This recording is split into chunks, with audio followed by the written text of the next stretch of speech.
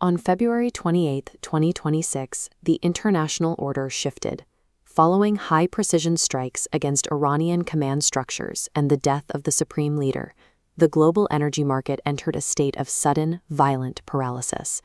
The epicenter of this supply catastrophe is a single maritime choke point, the Strait of Hormuz. At its narrowest, this waterway is merely 21 miles wide. That tight geographic configuration dictates the pace of the modern industrial machine. This graphic illustrates the sheer volume of trapped resources. Normally, 20% of the world's seaborne oil trade and 25% of its liquefied natural gas cooled to liquid form for safe transport, passes through this gap daily. That flow has been abruptly severed. Severing this single transit lane removes an amount of daily energy equivalent to the total demand of China. It sets up a supply-side constriction that dwarfs the 1973 energy crisis in both scale and duration. The Islamic Revolutionary Guard Corps enforced this blockade through a financial ceiling rather than a physical wall of warships. Following confirmed attacks on 21 merchant vessels, maritime insurance providers canceled all protection and indemnity coverage for the region.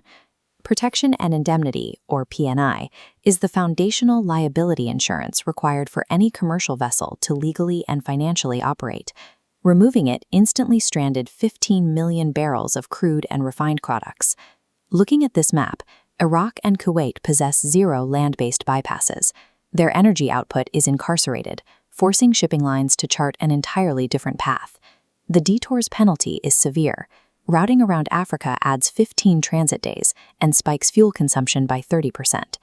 The maritime link between Asia and Europe is effectively severed, forcing global commerce to bottleneck here, at the Cape of Good Hope.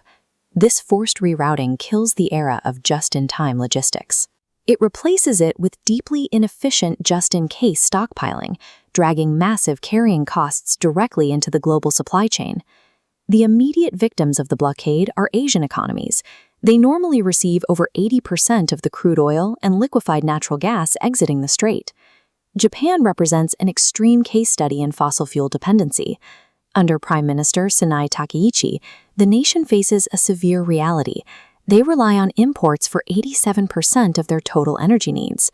To combat the initial shortage, the Japanese government authorized a release of 80 million barrels from their national strategic reserves, the largest in their history. This chart shows the terrifying depletion rate of that decision. That massive 80 million barrel release only buys Japan exactly 45 days of domestic demand.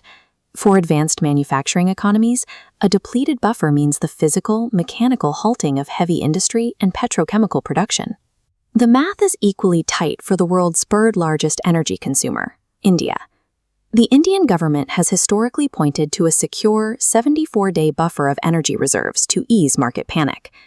This schematic of India's underground caverns at Visakhapatnam, Mangaluru, and Padur shows a different reality.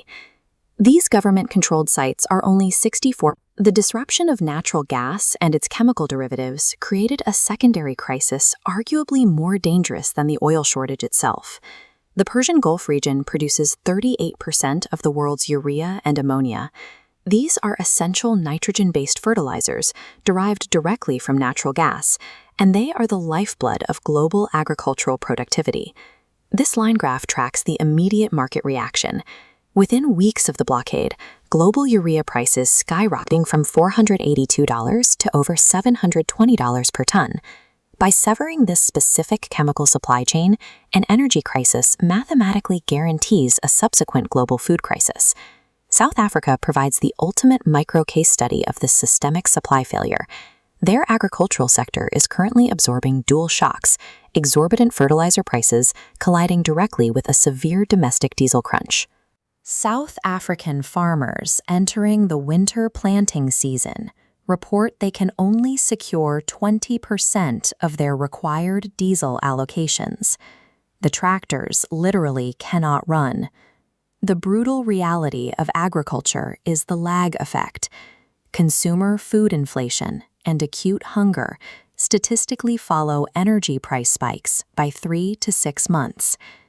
In a global economy defined by these fractures, massive stockpiling and physical resilience have replaced efficiency as the primary mandate for national survival.